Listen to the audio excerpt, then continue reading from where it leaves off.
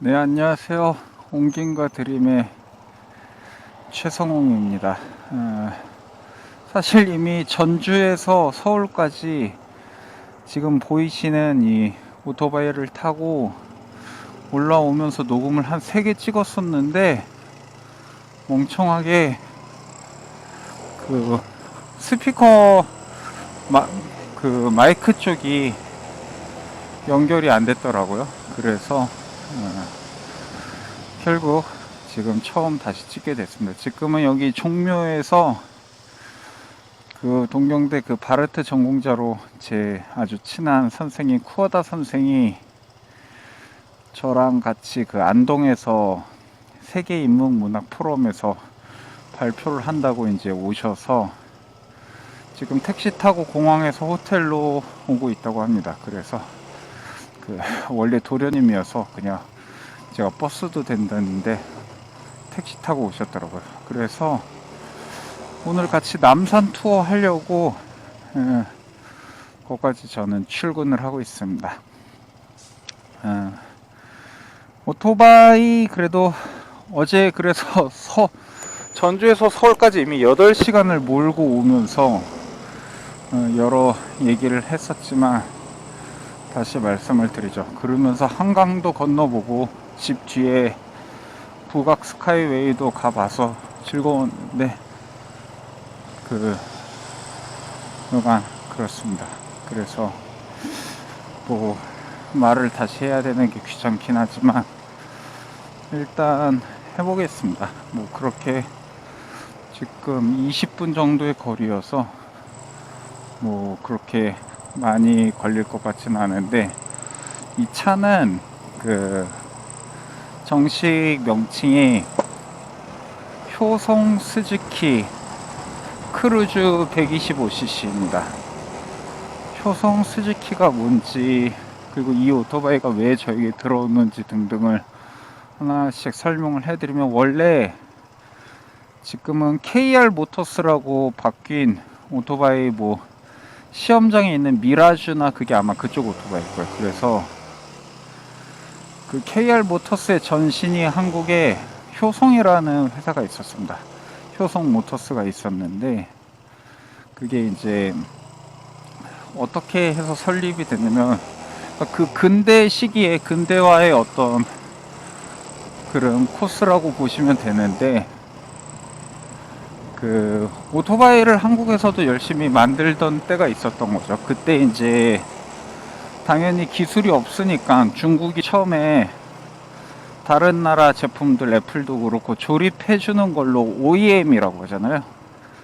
그런 것들을, 그게 OEM인가? 사실 솔직히 잘 모르겠습니다. 근데 있어서 한국에서는 두 회사가 일본이랑 합작을 해서 오토바이에 주도적으로 뛰어들었습니다. 그 중에 하나가 많이 들어보셨을 텐데 대림 혼다라고 해서, 그 대림이라는 회사가 혼다랑의 제휴로 처음에 오토바이를 만들었고, 반대로 이제 효성 스즈키라고 해서, 그러니까 일본의 오토바이의 굵직한 회사 4개가 혼다랑 스즈키랑 가와사키랑 야마하인데, 그 중에서 이제 그 두 회사랑 그렇게 합작을 한 거죠. 그래서 대림은 혼다랑 이제 하다가 지금은 서로 분리가 됐고, 효성은 그 스즈키랑 그렇게 만들었던 거죠. 여기 저기 동국대 아닌가? 제가 잠깐 다니다가 때려친 학교인데, 여간 그렇게 했는데, 그 뒤에는 국가에서 자동차 위주로 산업을 발전시키다가 대림이든 효성이든 지금은 오히려 이제 전락해서 좀 정말 자체 생산을 못하게 됐는데, 나름의 야망이 있었던 거죠. 그래서 아마 70년대부터인가 80년대부터인 건 모르겠는데, 효성은 스즈키랑의 합작으로 처음에는 그 효성 스즈키라는 이름으로 대부분 그 스즈키에서 준 제품들을 조립하는 조립 공장으로 시작을 했었던 걸로 알고 있습니다. 그래서 그게 한국에 50cc 이런 걸 팔다가 이제 처음으로 효성에서 스즈키랑 분리를 하면서 효성 자체 제작으로 자가 생산을 최초의 125cc를 국내에 만든다. 그러면서 야심차게 만든 게 바로 지금 제가 타고 있는, 이게 아마 첫 번째는 94년식일 거예요. 근데 제가 타고 있는 96년식 효성 스즈키 혹은 효성 크루즈 124cc, 그러니까 125cc라고 하죠. 그것을 이제 드디어 만들어냅니다. 그게 바로 이 차인데, 그때도 사실상 제가 알기로는 스즈키에서 설계도를 받아서 자가 생산을 한 걸로 알고 있습니다. 뭐 그거에 또 어디냐, 대단한 일인데, 그래서 스즈키에도 거의 동일한 모델이 있는 걸로 저도 들었고요. 그게 뭔지는 아직 확인을 못 해봤습니다. 여간 그렇게 돼서 90년대 중반에 최초로 우회전이네요. 최초로 이제 자가 생산한 모델이 바로 지금 제가 타고 있는 국내 최초의 120cc, 125cc. 지금으로 치면 150cc가 뭐 텍트도 그렇고 다 기본 뭐 250cc도 있고 너무 많아서 별거 아닐 것 같지만, 당시 국내에는 50cc, 끼케야 100cc 있던 오토바이 시장에 나름 혁신적인 모델이었던 걸로 알고 있습니다. 그래서 상당히 고배기량이었던 거죠. 그래서 가격도 싸지가 않아요. 그 당시 96년도에 이걸 찾아보니까 170만 원인가? 그 당시 돈으로 그렇게 됐으니까, 지금 웬만한 고배기량 차들보다도 비쌌으면 비쌌지 싸지는 않았다. 그런 차인데, 그 차가 사실 지금까지 남아있기가 쉬운 일이 아니거든요. 왜냐면 차도 마모가 되잖아요. 아무리 관리를 잘하고 뭐 오토바이를 평생 뭐 아껴서 탄다고 해도 좋을 수는 있지만, 사실 마모가 되고 그러기 때문에 생각보다 옛날 차들을 찾아보기가 힘든 게, 일단 부품도 갈아 껴야 되는 부품이 단종되고 여러 이유가 있어서 그런데, 제가 이 차를 이제 구하게 된 것을 말씀드릴게요. 여간 일단은 그렇게 효성 스즈키라고 해서 한국 근대화의 산물과도 같은 그런 일본과의 합작으로, 사실 어느 동양의 나라든 그렇죠. 어떤 자기네들만의 자주적인 근대화라기보다는 무언가의 영향으로 이식을 받고, 그러면서 근대화에 있어서 지금의 산업화에서 결국은 선진국 국가에 오르는 대한민국이 됐는데, 그런 곳에서 아주 의미 있는, 그래서 스즈키를 넘어서 효성 자체 제작을 했다라는 것만으로도 의미 있는 발전이 있었던 바이크다. 다만 그 뒤에 이제 국가 정책이나 이런 걸로 인해서 바이크 산업이 좀 몰락의 길을 걸은 걸로 알고 있습니다. 그런데 그때 것을 지금 이미 뭐 정말 올드바이크 매니아면 70년도식 뭐 그런 걸 갖고 계신 분들도 가끔 계세요. 근데 사실상 힘들고, 이거를 여기 주행거리 보시면 지금 14,000? 요 정도 올라가고 있죠. 그러니까 2만 킬로도 적상거리가, 그러니까 지금까지 그 달린 거리가 쌓여 있는 게 2만 킬로도 안 되는 거는, 제가 멕시코 한 3-4달 만에 7,000 킬로 달렸거든요. 그러니까 사실상 새 차인 거예요. 어찌 보면 열심히 운전하는 사람, 배달 말고 그냥 출퇴근만 해도 1년이면 2만 킬로 탈 수 있거든요. 그렇기 때문에 2만 킬로 정도 말고 뭐 14만 킬로 이렇게도 타는 사람들도 있으니까요. 이 상태로 오토바이가 남아있기가 불가능하거든요. 근데 이 오토바이에 히스토리가 있습니다. 그게 저도 좋아서 이 오토바이를 너무나도 감사하게 잘 받아들였는데, 일단 그 히스토리부터 알려드릴게요. 이게 제가 오토바이에 관심이 생기면서 이제 뭘 살까 고민을 좀 많이 이것저것 했거든요. 근데 그러다가 우연히 오토바이를 너무 좋아하고 재밌게 타시면서도 그 뭐지? 글을 너무 맛깔나게 잘 쓰시고 되게 그 라이프 스타일이 되게 멋있는 분이 계신 거예요. 그 이한이라는 제 인스타 저의 팬심으로 보던 그 팔로우 대상인데, 이분이 그 전라도 쪽에 계신 분인데 저는 처음에 그냥 너무 좋아서 맨날 좋아요를 누르고 그러니까 이분도 제 존재를 봐주시더라고요. 그리고 이분이 글쓰기도 좋아하고 그러니까 저도 뭐 어찌됐든 저찌됐든 문학판에 있는 사람이니까 좀 좋게 봐주시던 게 있었겠죠. 그러다가 제가 그냥 혹시나 오토바이 하나 제게 뭐 양보해 주실 게 있으신지를 물어봤는데, 이분이 오토바이가 좀 여러 대 있다라는 건 알고 있었어요. 그게 몇 대나 있는지 몰랐는데 총 알고 보니까 티코만 3대 있고, 티코의 전신이 스즈키 알토 갖고 있고 라보 트럭 갖고 있고, 그러니까 되게 독특한 분이세요. 그 제가 제일 존경하는 그 디스 레트로 라이프 그 사장님이랑 비슷합니다. 그렇게 해서 그 여기 이제 한남대교 넘어가는 길이네요.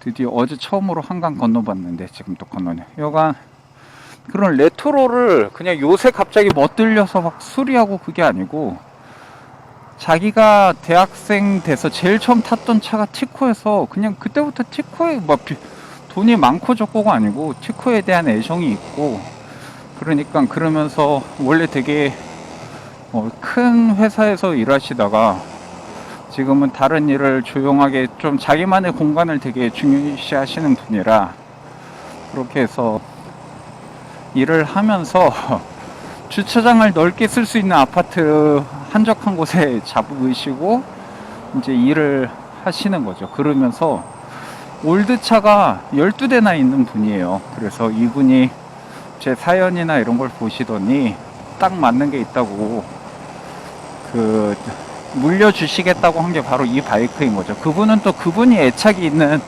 재밌는 오토바이들이 많은데, 근데 이 오토바이가 대단한 게, 그러니까 올드바이크 엄청 좋아하고 그러면서 막 엄청 비싼 가치를 찾는 사람을 위한 바이크도 아니거든요. 막 올드바이크도 막 오히려 옛날에 200만 원이었던 게 지금 1000만 원에 팔려고 막 이런 것도 있어요. 그걸 막 리셀하고. 근데 이분은 이것도 자기 수리나 이런 것도 생각 안 하고 되게 너무 싸게 이걸 내주셔서 이걸 받아도 되나? 라는 정도인데, 사기는 될 수가 없는 게 이분의 글이나 그런 것들을 보면 전혀 그런 분이 아니었고, 이건 그렇습니다. 그래서 이분에게 이걸 내가 받아서 쓰고 싶다 라고 해서 잘 제게 물려주신 거죠. 근데 이분은 그러면 이 차를 어떻게 구했냐라고 하니까, 이분이 그 있는 그 집에서 매일 왔다 갔다 하면서 산책 삼아 그 어디 약간 시골 바깥쪽으로 가는 길 쪽에 그 정농부락이라고 하는 그 전라도 쪽에 있습니다. 그쪽에 맨날 지나가는데 할머니가 항상 유심히 쳐다보시더니 하루는 부르더래요. 총각 여기 좀 와보라고.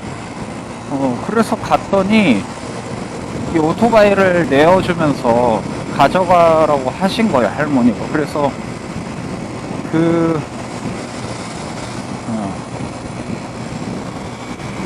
연유를 들어보니까, 한남 쪽으로. 그 연유를 들어보니까 그냥 자기가 그 전농불악 자체가 그 황해도에서 여기에서 잠시만요. 제가 지금 이게 꺾어야 돼서 조금 조심해서 길을 보고 있습니다.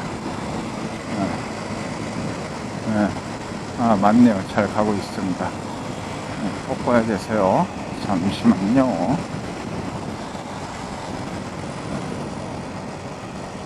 지금 잘못 든 것 같죠, 길을. 그렇죠. 길을 잘못 들었는데 이럴 줄 알고 또 제가 일찍 왔죠. 그러니까 어이구 근데 꽤 막히네요. 그냥 천천히 어차피 말할 겸 잘 됐네요. 그냥 예, 처음 오는 길들은 와, 이 도로에 이 덩쿨이라니 신기하네요. 그죠?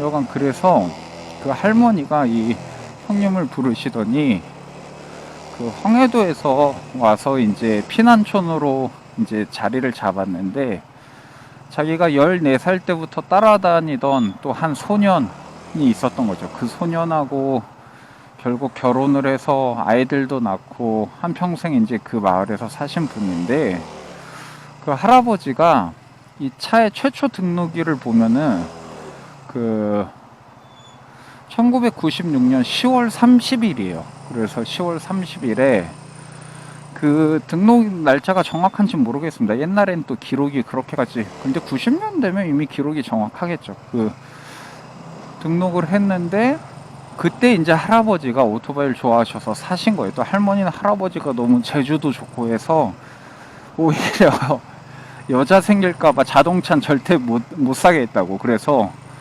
오토바이를 사셨는데, 그래서 그게 이제 추억이 완전 다 담긴 오토바이였던 거죠. 그래서 할아버지가 할머니 뒤에 태우시고 바닷가까지도 같이 가고 그랬다고. 그래서 근데 이제 너무 오래 못 타시고, 그러니까 1만 킬로도 못 탔으니까 사실상 한 1, 2년 이상 타지 않았을 거예요. 그러니까 한 97, 8년쯤에 아마도 할아버지가 이제 지병으로 돌아가시고, 할머니는 이제 할아버지 물건들을 다 정리를 하는데 차마 이 오토바이는 정리를 못 했던 거죠. 그래서 오토바이를 이제 계속 갖고 있다가 이거 1차선으로 가긴 해야 되는데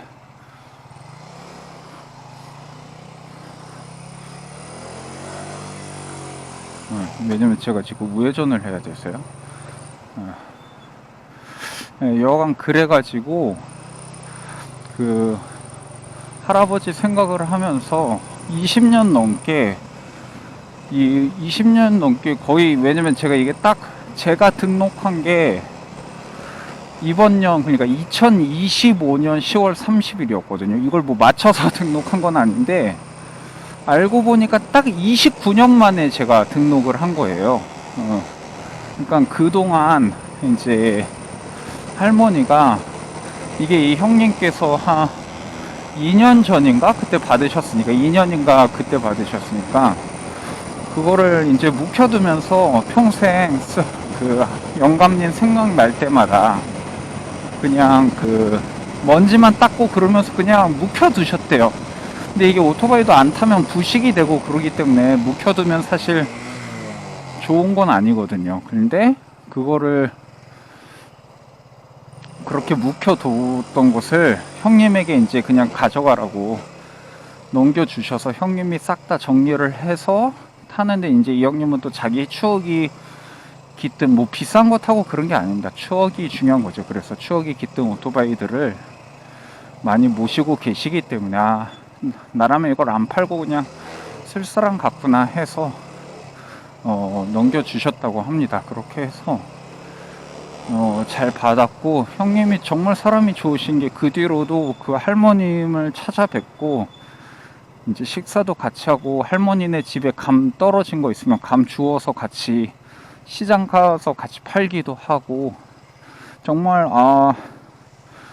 저렇게 자기의 지성이 있고 자기 일을 멋있게 하는 사람이, 보통 이제 저는 문학이나 예술 쪽에 있으니까 그런 사람들이 사실 우리가 잘하는 것 때문에 모두가 힘들어하는데 자기를 자꾸 드러내려고만 하고, 그래서 더 고통받고 그런 사람들이 예술계 쪽에 많은데, 자기만의 뚝심이 있어서 평생 남들에게 오히려 상관없이 자기만의 공간에서 그런 오래된 차들과 함께 조금씩 매일매일 하루를 보낼 수 있는 사람이 있는 걸 보고 그냥 사람 자체가 너무 멋있는 거예요. 그래서 앞으로도 좀 오래 뵙고 싶어서 이번에 가서 또 같이 식당도 맛있는데 예약해 주셔서, 형님이 사신다는 거 제가 억지로 계산했는데 보고 지리탕도 너무 맛있게 먹고 잘 왔습니다.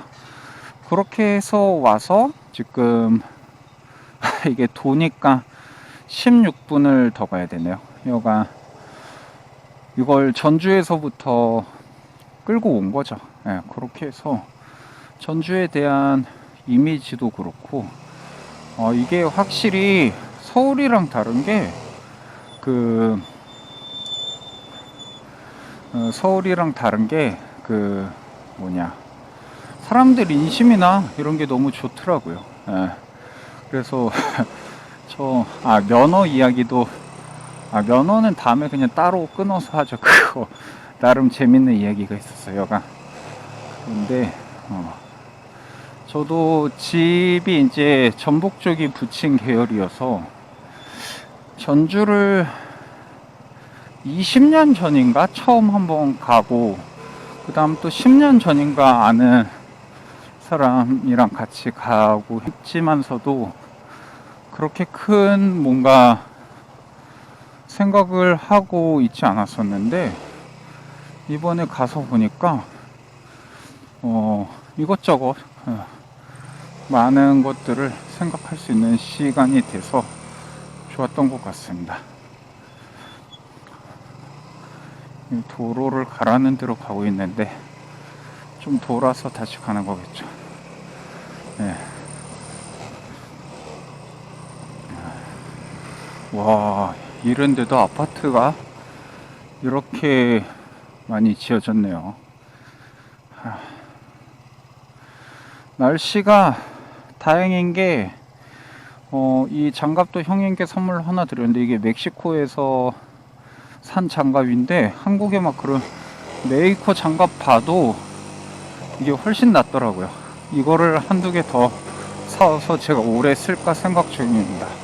이 장갑이 무식하게 두꺼워가지고 겨울에도 너무 따뜻해요. 이게 그 멕시코의 변호사 양반 오토바이 오타쿠가 만든 가게인데, 그래서 돈에 별 상관없는 양반이어서 그런지 아주 가성비 생각 안 하고 잘 만들었더라고요. 그런 게 옛날 오토바이가 지금 오토바이보다 오히려 더 탄탄하고 좋다라고 하는 게, 기술력이 지금이 더 떨어져서가 아니고, 지금은 이제 기술력이 발전된 만큼 원가 절감을 하고 더 싸게 만드는 데 관심이 생기다 보니까, 여기도 보면은 이거 여기 백미러 보이시죠? 이 백미러가 그냥 완전 쇠덩이에요. 그래서 이게 125cc인데도 264kg인가? 절대 그렇게까지 가볍지 않습니다. 그래서 이게 오랜 시간을 버틸 수 있는 게 그런 원가 절감이 오히려 좀 기술력이 덜 발달됐던 시기고, 그래서 튼튼하게 남을 수 있는 것들이 있더라. 그래서 그런 게 좋고, 그리고 말을 하다가 빼먹었는데, 이게 아까 말씀드렸듯이 처음에 아직 한국에 크루즈라고 하는 그 개념의 오토바이들이 없을 때 최초로 조선의 할리 데이비슨을 표방하면서 만들어진 오토바이입니다. 그래서 이름도 크루즈가, 이제 이런 거 갖고 뭐 길게 쓰려고 하다가 귀찮은데, 원래 이게 크루즈가 교차하다, 십자가 이런 게 다 같은 어원이거든요. 근데 그게 이제 바다 안에서 그렇게 쭉 교차해서 나가다라고 해서 순항하다 그런 뜻으로 써서, 뭐 크루즈 여객선도 그렇고, 그죠? 그런 것들이 있단 말이죠. 그래서 그런 건데, 그러니까 대표적으로 대표적으로 이거 쇼바 이렇게 해서 몸 뒤로 숙여서 타는 게 이제 우리가 아는 건 아니지만, 오른쪽 다른 차들 맞춰서 가겠습니다. 우리가 아는 건 모두가 알진 않을 수 있겠지만, 그 할리 데이비슨이라는 그 아메리칸 스타일의 크루저 자동차가 그게 하나의 장르거든요. 그러니까 미국 같은 경우는 뭐 신호등 없이 몇백 킬로를 그냥 달려야 되니까요. 그래서 그런 오토바이가 이제 많이 유행을 하고, 아재들 사이에서 이제 한국에서도 돈 많은 아재들이 그걸 따라서 많이 타시는데, 저는 솔직히 크루즈 형태에 별로 관심이 없었는데, 이게 딱 그 조선의 할리 데이비스입니다. 그게 여러 가지 이유로 되게 또 조선의 할리라는 말이 틀리지 않은 게, 지금 여기 보면은 여기 이렇게 앞에 발 따로 뻗는 받침대가 있어요. 이게 왜 그러냐면, 저는 지금 그냥 90도로 숙여서 가고 있는데 이게 아니고, 잠시만요. 일단 여기 잘 지나고 가죠. 그게 아니고, 이렇게 몸을 뒤로 하고 발을 이렇게 하면 이게 크루즈 형태가 되는 겁니다. 딱. 그래서 이게 생각보다 재밌어요. 여기 특히 이 몸을 뒤로 하면 핸들 조작이나 이게 좀 둔해지거든요. 그래서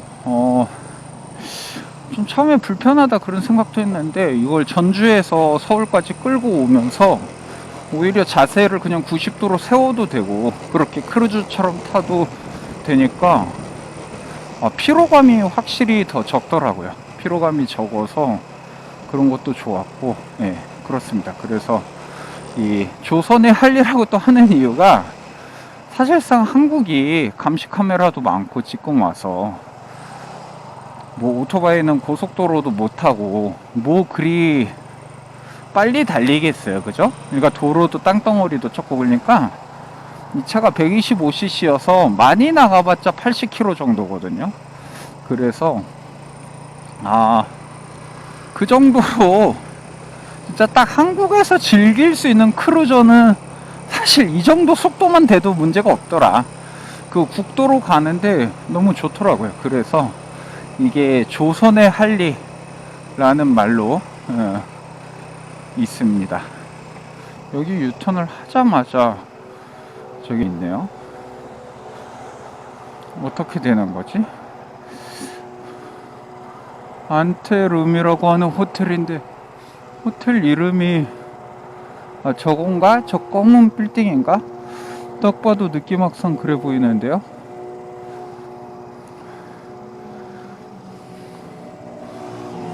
일단 눈치껏 한번 잘 가보겠습니다.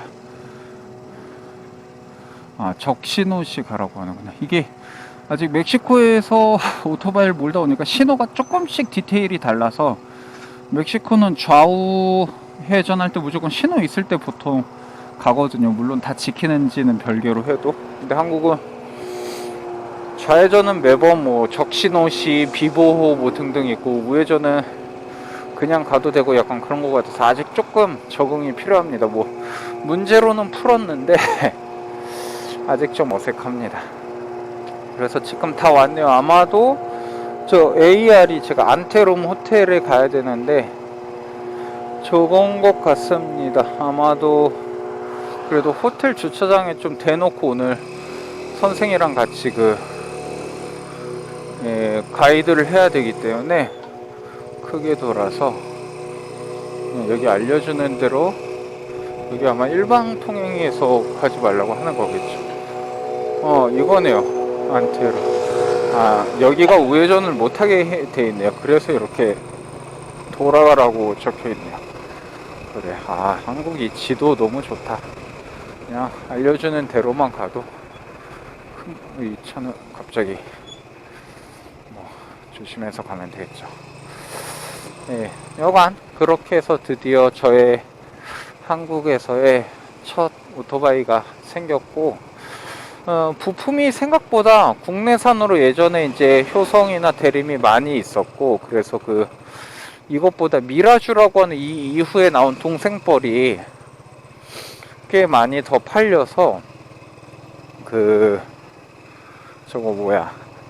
부품 공수가 생각보다 그렇게 어렵지 않은 것 같고, 인스타에서 딱 한 분 이걸 저보다도 젊은 분이 타고 올리는 걸 봐서 좀 이것저것 물어봤는데 잘 친절하게 대답을 해주셨는데, 생각보다 유지 관리가 그렇게 어려울 것 같진 않더라고요. 아이고, 이게 여기에서 끊어지면 이거 살짝 이게 오른 곳이어서, 잠시만요. 이걸 잘 해야 된대. 잠시만요.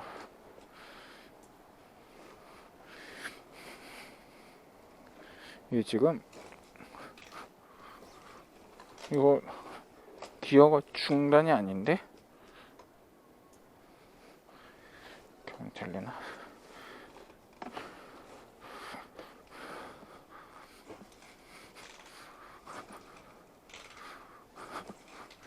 중단이 안 잡히지?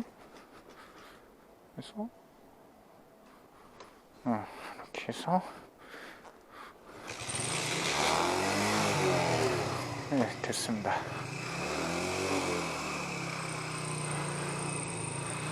이게 지금 배터리를 바꿔야 되는데 오래된 오토바이여서 배터리도 평소에 재고가 없어서 제가 지금 쿠팡에다 주문을 했습니다. 그렇게 해서 이제 제가 따로 써야 됩니다. 요건 거 같은데요? 아, 요게 아니네요.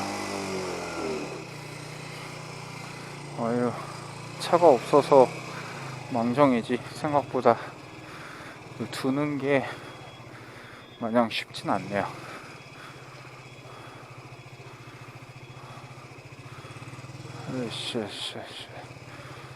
네, 이렇게 해서 바로 요 앞에 요 호텔인 것 같은데요. 이 호텔의 주차장을 이제 봐야 된다라는 거죠. 아, 여기네요. 찾았습니다. 이렇게 하면은 안녕하세요. 오토바이 어디에다 세우면 될까요? 여기 투숙객분 그건데 어디 그러면 어디에다 세우는 게 좀 안전할래나요?